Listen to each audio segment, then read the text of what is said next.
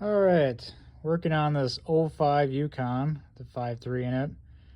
And this guy said he was throwing probably about a half gallon of antifreeze in the reservoir probably every couple weeks.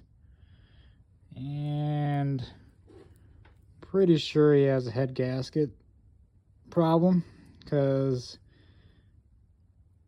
yeah, all that gunk in there, it was just, ugh. It's terrible.